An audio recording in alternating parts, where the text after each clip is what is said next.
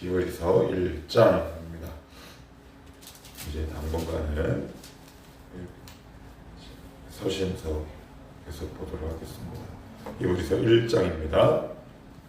1장 우리 한 목소리로 읽습니다. 이제 우리가 신약 성경 계속해서 이제 볼 예정입니다. 그래서 잘 표시해 두시면 좋겠습니다. 1절로부터 14절 같이 읽습니다. 시작.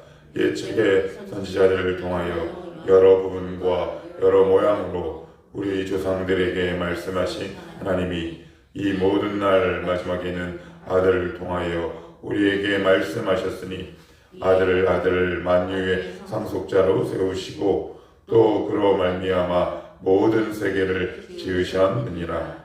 이는 하나님의 영광의 광채시요 그 본체의 형상이시라. 그의 능력의 말씀으로 만물을 붙드시며 죄를 정결하게 하는 일을 하시고 높은 곳에 계신 지극히 크신 이의 우편에 앉으셨느니라. 그가 천사보다 훨씬 뛰어남은 그들보다 더욱 아름다운 이름을 기업으로 얻으심이니 하나님께서 어느 때 천사 중 누구에게 너는 내 아들이라 오늘 내가 너를 낳았다 하셨으며 또 다시 나는 그에게 아버지가 되고 그는 내게 아들이 되리라 하셨느냐. 또 그가 맏아들을 이끌어 세상에 다시 들어오게 하실 때 하나님의 모든 천사들은 그에게 경배할지어다 말씀하시며 또 천사들에 관하여는 그는 그의 천사들을 바람으로 그의 사역자들을 불꽃으로 삼으시느니라 하셨으되 아들에 관하여는 하나님이여 주의 보좌는 영영하며 주의 나라의 교는 공평한 교훈이이다. 주께서 의를 사랑하시고 불법을 미워하셨으니 그러므로 하나님 곧 주의 하나님이 즐거움의 기름을 주께 부어 주를 동류들보다 뛰어나게 하셨도다 하였고 또 주여 태초에 주께서 땅에 기초를 두셨으며 하늘도 주의 손으로 지으신 바라. 그것들은 멸망할 것이나 오직 주는 영존할 것이요 그것들은 다 옷과 같이 낡아지리니 의복처럼 갈아입을 것이요 그것들은 옷과 같이 변할 것이나 주는 여전하여 연대가 다함이 없으리라 하였으나 어느 때 천사 중 누구에게 내가 내 원수로 내 발등상이 되게 하기까지 너는 내 우편에 앉아 있으라 하셨느냐. 모든 천사들은 섬기는 영으로서 구원받을 상속자들을 위하여 섬기라고 보내심이 아니냐. 아멘. 우리가 이제 앞으로 볼 서신서 이름은 히브리서입니다. 히브리서의 원래 제목은 히브리인들에게라는 뜻이에요. 히브리인들이 누굴까요? 유대인들이에요. 그러니까 개종한 유대인들을 대상으로. 그런데 어느 지역에 있느냐? 그건 몰라요. 그냥 막연한 유대인들을 향해서 쓴 거예요. 제가 참 계속 말씀드리는데 모든 성경에는 배경이 있다고 그랬죠. 이 배경을 이해해야 이 본문을 잘 이해할 수 있습니다. 배경을 이해하지 못하고 그냥 읽으셔도 이상하진 않지만 이해하는데 한계가 있다. 이 배경은 언제냐? 먼저 이제 AD 65년에서 70년 정도에 이제 기록된 것으로 추정이 되는데 AD 64년에 어떤 일이 발생하느냐? 로마 대화재가 발생해서 그 책임을 네로가 누구에게 물을까요? 크리스찬들에게 묻습니다. 그래서 대박해가 일어나요. 그러면 어떤 일이 발생할까요? 어떤 일이 발생할까요? 여기 유대인들, 개종한 유대인들이라고 그랬죠? 그러니까 그들의 원래 종교는 뭐예요? 유대교예요. 박해가 막 일어나고 어려운 일이 일어나니까 원래 유대교로 돌아가는 사람들이 많아지기 시작한 거예요. 그래서 히브리인들에게라는 제목으로 그럼 누가 썼느냐? AD 2세기. 요건 AD 1세기거든요. AD 2세기 교부였던 오리에는 그의 한 책에서 이렇게 얘기해요. 히브리서의 저자는 하나님만 아신다. 이제 그것이 지금 우리 교회 전통이 되었고, 뭐 바울이다, 심지어 브리스길라와 아굴라다, 아니면 뭐 아볼로다, 이런저런 추측과 추정이 많은데 지금도 학자들도 누군가 이 히브리서를 기록했는지 알 수 없다. 그 대상은 히브리인들, 어떤 히브리인들? 네로의 대박해에 빠져서 유대교로 돌아가려고 하는 히브리인들을 상대로 쓴 서신서. 그러니까 어디 인용이 많을까요? 구약 인용이 많아요. 그래서 보시면 뭐 구약이 뭐 대제사장, 모세, 천사, 신약 같은 느낌이 안 들어요. 그러니까 왜 이렇게 구약 인용이 많고 구약적인 색채가 많은지를 우리는 이제 이해할 수 있어요. 누구를 대상으로 썼기 때문에 히브리인들, 유대인들, 어떤 유대인? 유대교로 다시 돌아가려는 유대인들을 위해 썼기 때문에. 그래서 그들의 발걸음을 아니야! 탁 맞고, 그러면 이제 누구에 대해서 설명하면 좋을까요? 예수 그리스도에 대해서 다시 설명하는 겁니다. 예수 그리스도는 이러한 분이야 라고 얘기하는데 그것이 1절로부터 3절에 나와 있어요. 2절에 보시면 이런 표현이 나옵니다. 만유의 상속자, 그죠? 상속자. 또 그로 말미암아 세계를 지으시고, 3절에 보시면 영광의 광채요 본체의 형상이요, 그리고 죄를 정결하게 하는 이 일을 하시고 높은 곳에 계신 지극히 크신 이의 우편에 앉으셨다. 그래서 예수 그리스도가 누군지 조곤조곤 설명하기 시작해요. 먼저 상속자라고 얘기합니다. 이게 무슨 얘기예요? 하나님의 모든 유산들을 우리가 받고 있다. 예수 그리스도가 받고 있다. 그렇게 얘기합니다. 동시에 창조주라고 얘기합니다. 그로 말미암아 만물이 창조되었다라고 말씀해요. 그래서 창세기 1장 1절은 뭐라고 어떻게 기록합니까? 태초에 하나님이 전지를 창조하신다. 그 다음은요, 하나님의 씨는 운행하다. 그리고 요한복음 1장에 어떻게 기록해요? 태초에 말씀이라, 말씀이 계시니라. 이 말씀이 하나님과 함께 계셨으니 이 말씀은 곧 하나님이시니라. 성삼일체의 창조사역 가운데 함께 하신 창조주 하나님임을 히브리서 기자는 얘기하고 있어요. 그러니 너희들이 지금 당하는 환난 때문에 너희들 쉽게 움직이지 마라. 너희 안에 계시는 이는 바로 온 우주와 너희를 창조하신 창조주 하나님이시다 라고 강력하게 지금 선포하고 있는 거죠. 그러니까 우리가 믿고 따르는 하나님은 창조주 하나님이에요. 그런데 우리가 살다 보면 인간이라 자꾸 이 하나님의 크기가 커져요, 작아져요? 작아져요. 이 일에도 치이고 저 일에도 치이고, 그래서 자꾸 치이다 보면 어떻게 돼요? 하나님이 요만해져 있어요. 왜요? 이들처럼 환난이나 어려운 일 당하면 창조주라는 사실을 자꾸 깜빡깜빡 잊는다는 말이에요. 그런데 우리가 믿는 예수 그리스도는 창조주 하나님입니다. 우주를 창조하시고 우주보다 더 크고, 그리고 14절을 보시면 이런 표현이 나와요. 모든 천사들을 섬기는 영으로서 구원받을, 여기 어떤 단어가 나옵니다. 상속자들. 이건 누굴까요? 앞에 있는 상속자는 예수 그리스도. 14절에 나오는 상속자들은 우리란 말이에요. 그러니까 예수님이 받은 상속을 누구도, 우리도 받는 거예요. 그 안에서 누릴 신비한 경험들이 있단 말이에요. 기도에서 주시는 영원한 특권, 그리고 하나님과 교제하는 특권. 하나님과 교제하는 특권을 천사들은 못 누려요, 여러분. 우리가 이따가도 제가 말씀드리겠지만 우리가 천사보다 훨씬 위에 있습니다. 천사들은 우리를 도우라고 부리는 종이에요, 몸종. 천사들은 주님의 명령에 순종할 권리밖에 없어요. 그런데 우리는 주님과 교제하잖아요. 하나님 이렇고 저렇고. 그러니까 굉장한 특권을 갖고 있다.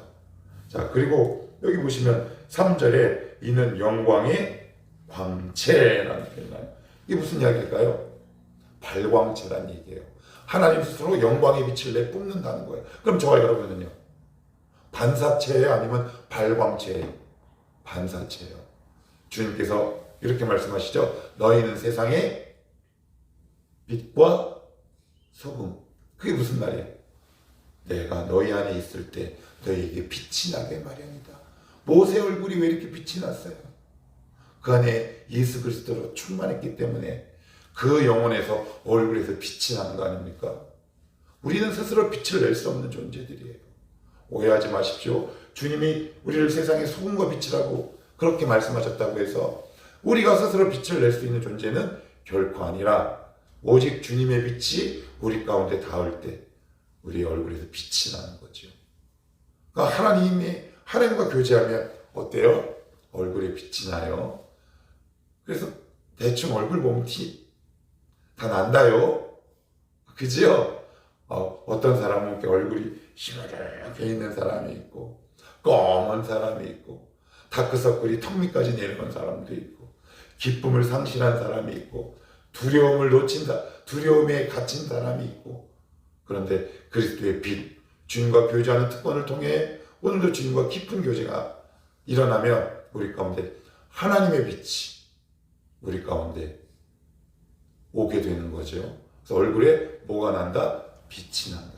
또 어디에 빛이 날까요? 영혼의 빛이 난다. 영혼의 빛이 나는 거죠. 그리고 나서는 4절로부터 이제 무슨 어떤 14절까지는 예수 그리스도가 이런 분이야 라고 소개하고 나서 4절로부터 14절까지는 천사와 비교를 합니다. 그런데 왜 갑자기 천사들과 비교를 할까요? 이유가 있어요. 이유가. 유대인들은 아들이라는 표현을 별로 좋아하지 않아요. 왜? 그들은 어떤 게 더 익숙하고 높은 존재라고 인식되어 있냐면 가브리엘, 미가엘 나오잖아요. 그것이 그들에게 훨씬 더 높은 대상으로 각인되어 있어요.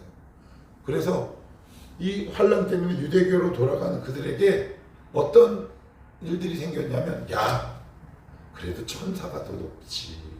그리고 뭔가 신비하고 신령한 존재들을 찾아 헤매기 시작하는 거예요. 여러분 이 지점이 되게 중요해요.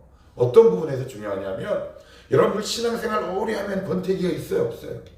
있어요. 그래서 뭔가 더 신비하고 짜릿한 거 없나를 찾게 됩니다.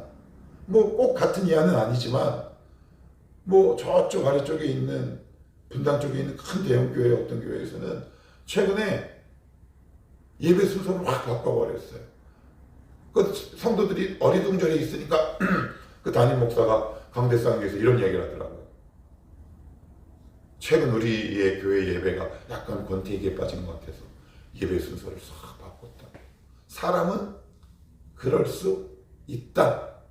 왜? 그래요. 그래서 교회 말씀, 기도, 단조롭고 특별한 일상의 변화가 일어나지 않는 이런 삶, 이런 일들이 계속 반복되면 우리는 뭔가 짜릿함을 찾게 되어 있습니다. 이거 인간의 본성이 그래요. 뭔가 짜릿한 게 없나?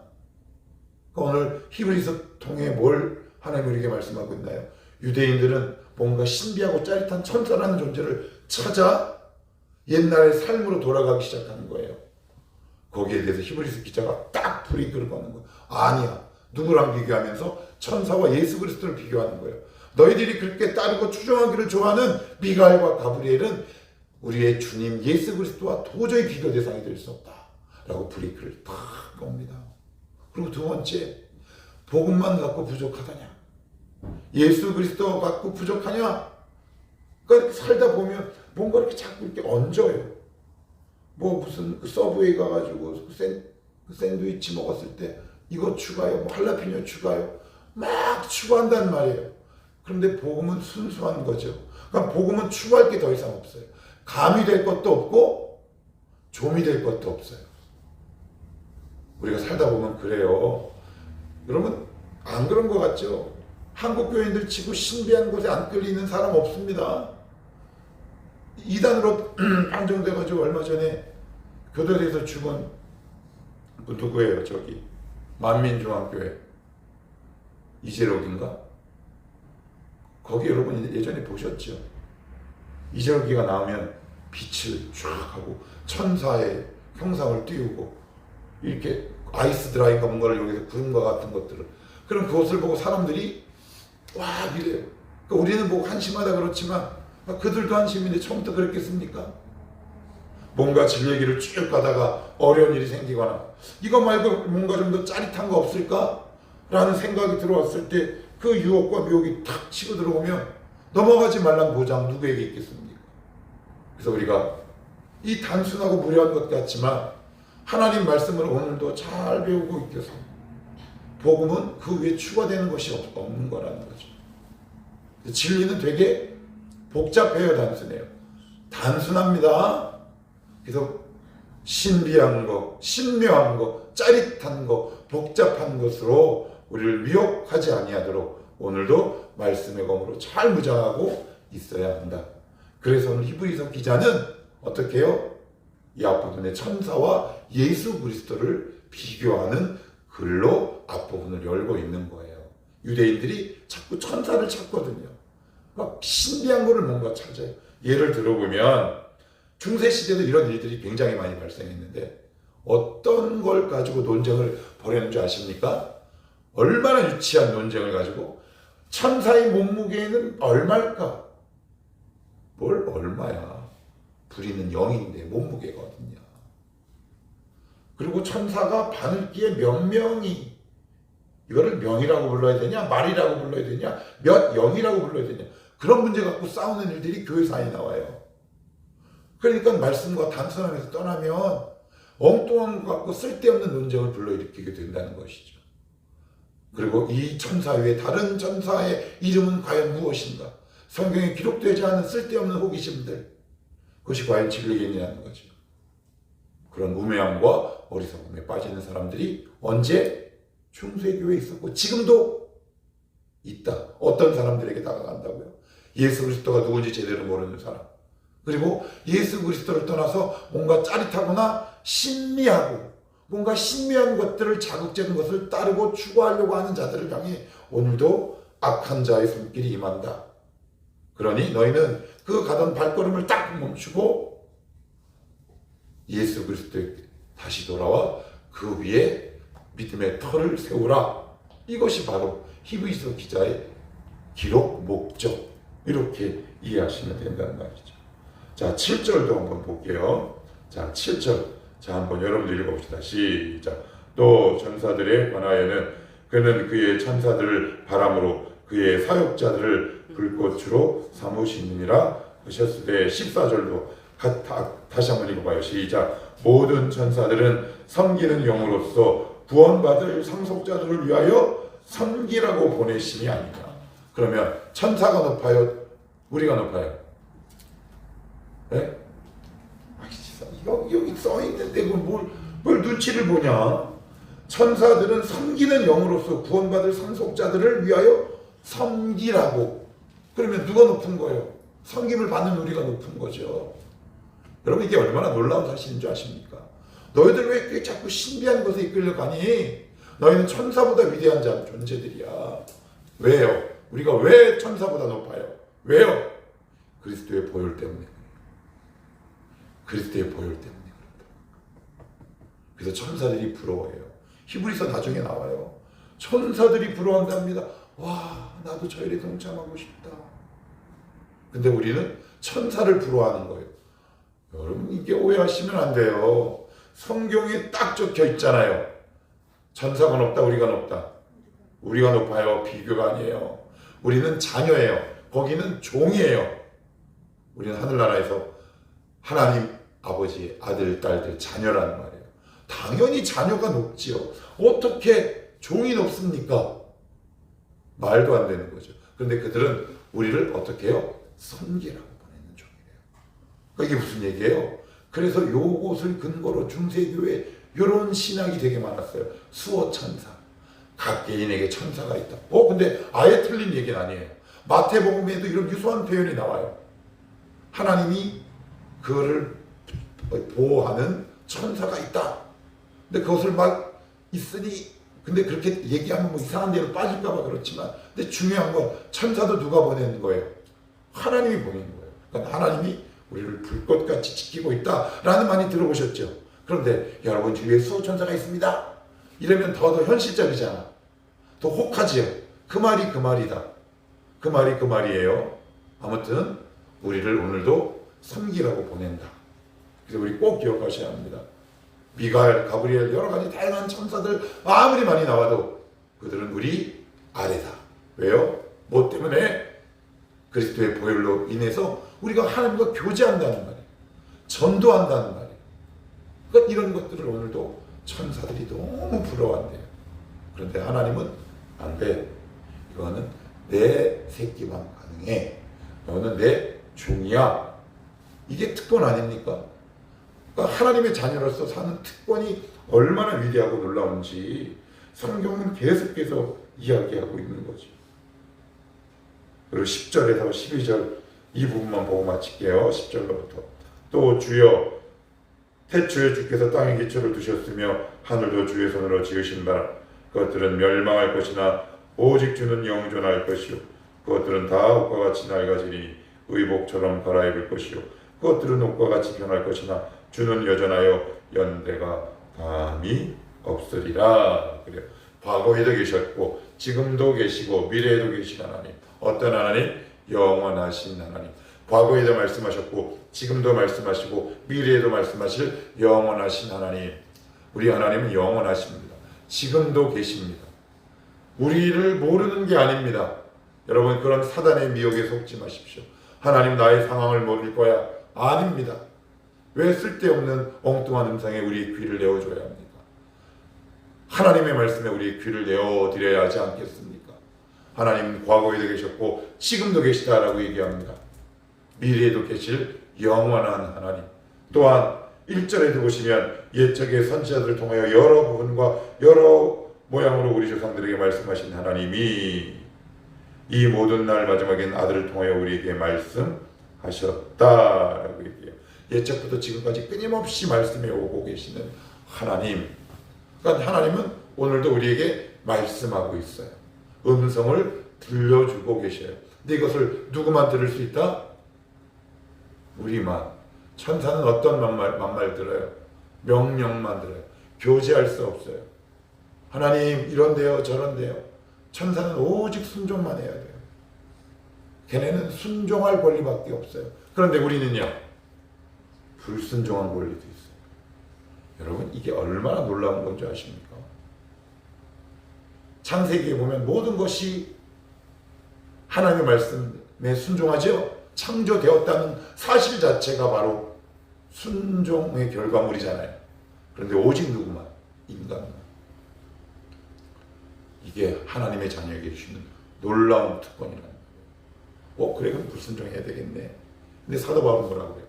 나는 그렇기에 순종하노라. 거기서 주님의 종으로 살겠노라 라고 말하는 거죠. 우리에게 주신 특권. 그러니까 우리는 자꾸 이렇게 얘기해요. 하나님 이거 힘들어요. 근데 그가 특권이라는 거 우리 잘 이해할 수 없어요. 천사가 부러워하는 거 잘 몰라요. 그게 얼마나 놀라운 특권인지, 주님과 교제하는 것이 얼마나 놀라운 기쁨인지 이걸 알아야 우리가 주님 오실 때까지 그 교제의 끈을 놓지 않을 수 있겠죠. 이 기쁨을 모르면요, 에이 귀찮아 이렇게 되는 겁니다. 하나님 지금도 말씀하고 계십니다. 과거에도 말씀하셨고 지금도 말씀하십니다. 여러분 문제를 안고 오셨나요? 하나님께 질문하십시오. 우리에게 말씀하십니다. 나 네가 이렇게 되기를 원해. 나 네가 이렇게 했으면 좋겠어. 그런 특권을 마음껏 누리는 우리 청원함교회 교인들이 되시기를 축복합니다.